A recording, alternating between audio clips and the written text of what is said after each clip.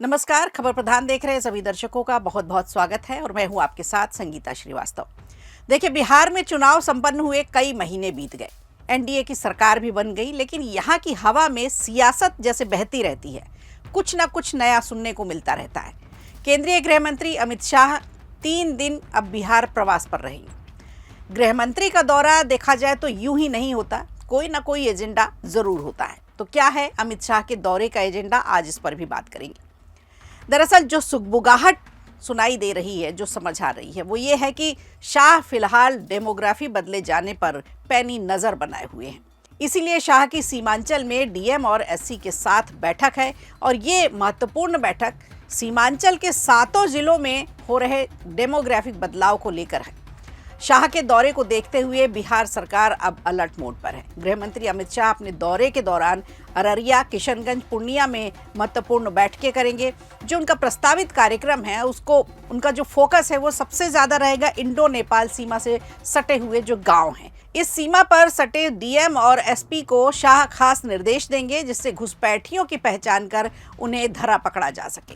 बैठक के दौरान अमित शाह का बॉर्डर क्षेत्रों में अवैध धार्मिक निर्माण पर भी उन्होंने नजर बनाकर रखी है और इसे डेमोलिशन पर भी उनका जोर रहेगा। राज्य के डिप्टी सीएम सम्राट चौधरी ने 7 जिलों के डीएम और एसपी को तैयार रहने की पूरी हिदायत दी है और उन्हें निर्देश दे दिए हैं कि तैयारी में कोई भी कमी ना रह पाए।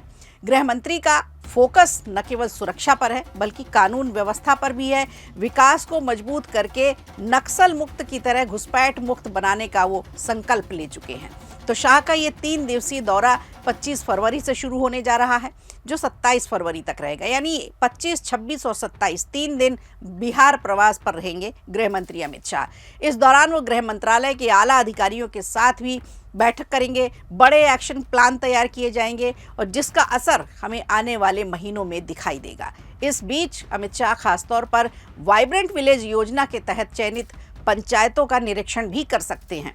हालांकि आधिकारिक घोषणा अभी इसकी नहीं हुई है, लेकिन प्रशासनिक तैयारियां जरूर इस स्तर पर तेज हो चुकी हैं। गृह मंत्री के दौरे की संभावना को देखते हुए जिला प्रशासन भी अलर्ट मोड पर है।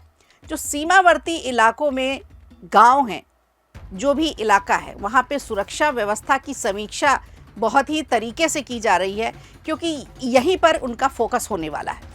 पुलिस और खुफिया एजेंसियां भी पूरी तरह से एक्टिव हैं। अधिकारियों को विकास योजनाओं की जो रिपोर्ट तैयार करने के लिए निर्देश दिए गए हैं, उनकी रिपोर्ट भी जांची परखी जाएगी। पंचायत स्तर की तैयारियां बिल्कुल सुनिश्चित कर ली गई हैं। Shah border guarding force SSB के अधिकारियों के साथ भी बैठक करेंगे। इस बैठक में ईडी और अन्य जांच एजेंसियों के जो बड़े अधिकारी हैं वो भी शामिल होंगे। तो सीमांचल में सबसे बड़ी समस्या इस समय मुसलमानों की बढ़ती आबादी भी है। एक रिपोर्ट के मुताबिक देखा जाए तो सीमांचल के जिलों में मुस्लिम आबादी राज्य की औसतन 17.7%, लगभग 18% के आसपास मानी जा रही है। किशनगंज में 68% तक, जबकि अररिया, कटिहार और पूर्णिया में 50 से 70% के आसपास मुस्लिम आबादी है। नेपाल और बांग्लादेश से सटी हुई खुली सीमाओं के कारण यहाँ घुसपैठ का सबसे बड़ा मुद्दा है, जो यहाँ के लोगों के लिए सबसे बड़ी परेशानी भी बना हुआ है। सरकार का मानना है कि डेमोग्राफिक बदलाव सीधे राष्ट्रीय सुरक्षा से जुड़े होते हैं और यहाँ की बदलती डेमोग्राफी सबसे बड़ी चिंता का विषय भी है, जहाँ लगातार घुसपैठियों को पनाह भी मिल रही है। इस पूरे मामले को लेकर शाह पूरी तरह से अलर्ट है और सीमांचल के डीएम और एसपी के साथ उनकी बैठक भी इसी समस्या से निजात दिलाने की तैयारी में है।